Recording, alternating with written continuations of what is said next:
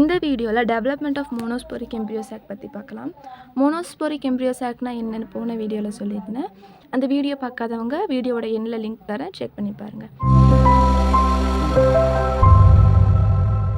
To describe the stages in embryo sac development and organization, the simplest monosporic type of the development is given below. The functional megaspore is the first cell of the embryo sac or female gametophyte. The functional megaspore தான் வந்து embryo sac இல்லைனா வந்து female gametophyte. இதை பற்றி நான் போன வீடியோவில் சொல்லியிருந்தேன். அடுத்து the megaspore elongated along the microphylar chalazal axis. மைக்ரோஃபைல் வந்து கீழே இருக்குது. இருங்க அந்த டயக்ராம் காமிக்கிறேன். மைக்ரோஃபைல் வந்து இங்கே இருக்குது, மைக்ரோஃபைல் வந்து இங்கே இருக்குது, சலசா வந்து இங்கே இருக்குது. அந்த செல் வந்து எம்ப்ரியோ சாக்கா, அந்த மெகாஸ்போரா, அந்த மெகாஸ்போர் வந்து இப்படி எலாங்கேட் ஆகுது, அதுதான் சொல்லியிருக்காங்க. அடுத்து the nucleus undergo a mitotic division. இந்த நியூக்ளியஸ் வந்து ஒரே ஒரு நியூக்ளியஸ் தானே இருக்கும், ஒரு மெகாஸ்போர், அதில் ஒரே ஒரு நியூக்ளியஸ் தான் இருக்கும். அந்த நியூக்ளியஸ் வந்து இப்போ வந்து மைட்டாட்டிக் டிவிஷன் நடக்குது. மைட்டாட்டிக் டிவிஷன் நடந்து 2 நியூக்ளியஸாக ஃபார்ம் ஆயிடுச்சு. அடுத்து வால் formation does not follow the nuclear division. இப்போ இங்கே ஒரு செல் இருக்குது, அதில் ஒரு நியூக்ளியஸ் இருக்குது. இப்போ இது என்ன ஆகுதுன்னா ஒரே செல் தான், அதில் 2 நியூக்ளியஸ் ஃபார்ம் ஆகுது. அடுத்து 2 நியூக்ளியஸ் ஃபார்ம் ஆனால் என்ன நடக்கணும், செல் டிவிஷன் நடக்கணும். ஆனால் இது வந்து செல் டிவிஷன் உடனே நடக்கலை. நியூக்ளியஸ் ஃபார்ம் ஆனனே செல் டிவிஷன் உடனே நடக்கலை, 2 நியூக்ளியஸ் ஃபார்ம் ஆனனே. அடுத்து a large central vacuole now appears between the 2 daughter nuclei. இப்போ என்ன சொல்கிறாங்கன்னா 2 நியூக்ளியஸ் ஃபார்ம் ஆச்சா, ஒரு நியூக்ளியஸ் இருந்து அதுக்கு நடுவில் வந்து ஒரு வேக்யூல் வந்து ஃபார்ம் ஆகுது அப்படின்னு சொல்கிறாங்க. வேக்யூல்னால் என்ன, அதில் ஒன்றுமே இருக்காது. அந்த ஃபார்ம் ஆன வேக்யூல் தான் வந்து இந்த 2 நியூக்ளியஸும் வந்து இப்படி இந்த சைடும் எண்டில் போய் நிற்கிறதுக்கு வந்து புஷ் பண்ணுது. The vacuole expands and pushes the nucleus towards the opposite poles. இது ஒரு போல்,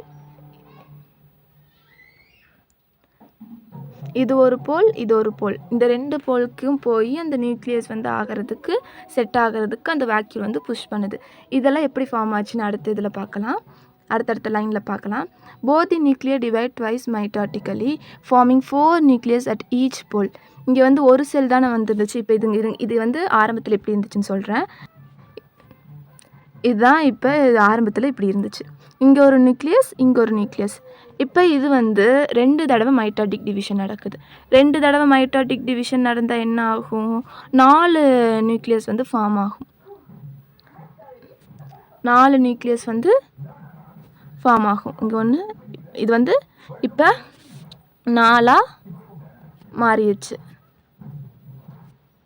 இப்போ இது வந்து 4ஆக மாறிடுச்சு, மேலேயும் 4 நியூக்ளியஸாக மாறிடும். அடுத்து at this stage all the 8 nuclei are present in the common cytoplasm. Free nuclear stage அப்படின்னு சொல்லுவாங்க, ஃப்ரீ நியூக்ளியர் டிவிஷன். அதாவது இதெல்லாம் வந்து நியூக்ளியஸ் வந்து டிவைட் ஆனால் என்ன நடக்கணும், செல் வால் வந்து ஃபார்ம் ஆகி அது ஒரு தனி செல்லாக போகணும். ஆனால் இங்கே என்ன நடக்குது, இந்த நியூக்ளியஸ்லாம் டிவைட் ஆகி அப்படியே ஒரே செல்லுக்குள்ளே தான் அத்தனை நியூக்ளியஸும் இருக்குது. மைட்டாட்டிக் டிவிஷன்னா அது வந்து குரோமோசோம் வந்து அப்படி, குரோமோசோம் நம்பர் வந்து அப்படியே தான் இருக்கும். ஃபர்ஸ்ட் என்ன செல்லில் இருந்துச்சோ அந்த செல்லில் இருக்கிற குரோமோசோம் நம்பர் தான் வந்து அடுத்த டிவிஷன் 9 வந்த செல்லையும் இருக்கும். அதுதான் மைட்டாட்டிக் டிவிஷன். அப்புறம் after the last nuclear division the cell undergoes appreciable elongation assuming a sac-like appearance. Last nuclear division நடந்ததுக்கப்புறம் இந்த செல் வந்து சாக் மாதிரி ஃபார்ம் ஆயிரும், ஒரு பேக் லைக் ஸ்ட்ரக்சரோட நல்லா ஒரு திக்காக மாறிடும். அடுத்து this is followed by a cellular organization of the embryo sac. அப்புறம் தான் வந்து இந்த நியூக்ளியஸ் வந்து டிவைட் ஆனதுக்கப்புறம் செல்லுலார் ஆர்கனைசேஷன், செல் வால் வந்து ஃபார்ம் ஆக போகுது. ஏன் வந்து இதுக்கு முன்னாடி வந்து சாக், எம்ப்ரியோ சாக் மாதிரி ஃபார்ம் ஆச்சுன்னா, இந்த செல் வால் வந்து ஃபார்ம் ஆயிடுச்சுன்னா வந்து செல்ஸ்லாம் தனித்தனியாக பிரிஞ்சு போயிடும்ல, அப்படி பிரிஞ்சு போகக்கூடாதுங்கிறதுக்காக அந்த சாக் லைக் அப்பியரன்ஸ் வந்து வந்துச்சு, அப்படியே பேக் மாதிரி ஒன்று ஃபார்ம் ஆயிடுச்சு. அடுத்து of the 4 nuclei at the microfilar end of the embryo sac, 3 organize into egg apparatus. The fourth one is left free in the cytoplasm of the central cell as the upper polar nucleus. அதாவது இப்போ மைக்ரோஃபைலர் எண்டில் வந்து 4 நியூக்ளியை form ஆச்சு. மைக்ரோஃபைலர் எண்டுனா என்ன? மைக்ரோஃபைலர் எண்டுனா இங்கே ஆன இப்போ இங்கேயே அந்த எம்ப்ரியோ சாக்கை வரைகிறேன் பாருங்கள். இதுதான் வந்து எம்ப்ரியோ சாக்கு. இதுதான் இப்போ நான் பெருசாக வரைஞ்சிருக்கேன். இங்கே நாலு நியூக்ளியஸ் ஃபார்ம் ஆச்சா, அதில் வந்து 3 வந்து இங்கே இருக்குது, 1 வந்து சென்ட்ரல் செல்லில் போயிடுச்சு மைக்ரோஃபைல் எண்டு. அதே மாதிரி தான் இந்த சலசல் எண்டில் 4 ஃபார்ம் ஆச்சா, 3 வந்து இங்கே இருந்துக்கிறது, இன்னொன்று வந்து சென்ட்ரல் செல்லில் போயிருக்கு. இங்கே மைக்ரோஃபைல் எண்டில் ஃபார்ம் ஆனதுக்கு பேர் வந்து சினர்ஜிட்ஸ். அந்த சினர்ஜிஸ்க்கு நடுவில் எக் செல்லாக ஒன்று மாறிடுச்சு. இந்த சலசல் எண்டில் ஃபார்ம் ஆன 3 செல்லுக்கு பேர் ஆன்டிபோடல் செல். இந்த சென்ட்ரல் இருக்கிற 2 ஃப்ரீ நியூக்ளியஸ்க்கு பேர் போலார் நியூக்ளியை. இதை கீழே அப்படியே லைன் பை லைன் கொடுத்துருப்பாங்க, எக்ஸ்பிளைன்டாக பாருங்கள். 3 nuclei of a chalazal end form 3 antipodal cell. இந்த மேலே சொன்னால சலசல் எண்டில் 3 நியூக்ளியஸோட 3 செல் ஃபார்ம் ஆச்சு, அது வந்து antipodal. Where the 4th one as the lower polar nuclei. நடுவில் வந்து ஃபார்ம் ஆச்சா, அது ஒன்று.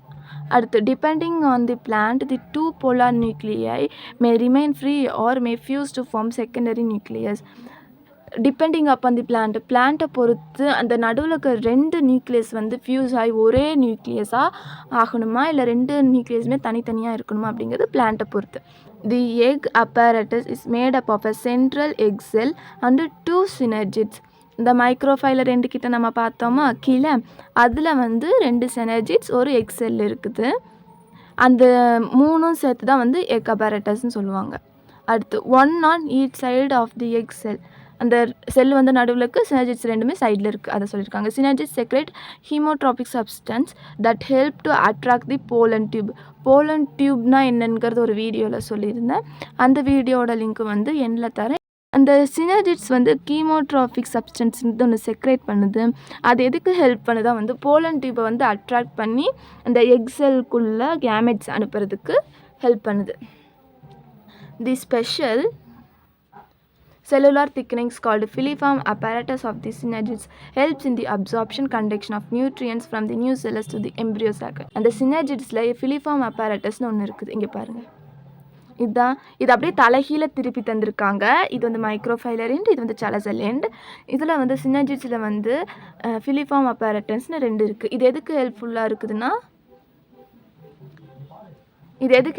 இருக்குதுன்னா நியூசெல்லஸில் இருந்து அதுக்கு தேவையான ஃபுட்டு அதெல்லாம் கொண்டு வந்து எம்ப்ரியோ சாக்கு கொடுக்கறதுக்கு ஹெல்ப்ஃபுல்லாக இருக்குது.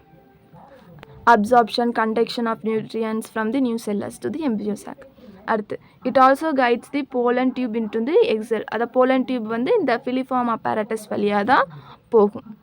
அடுத்து thus a 7-celled embryo sac with 8 nuclei is formed.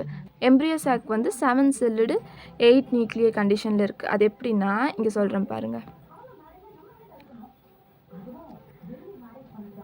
இது ஒரு செல், இது ஒரு செல், இது ஒரு செல்.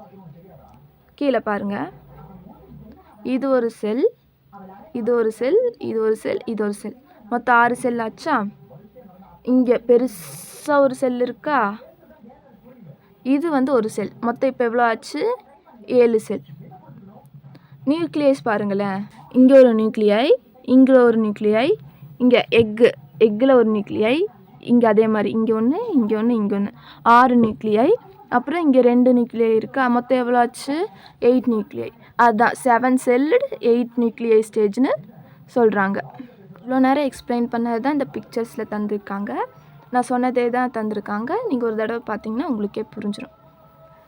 பாலினேஷன் பற்றி அடுத்த வீடியோவில் பார்க்கலாம். Thank you all.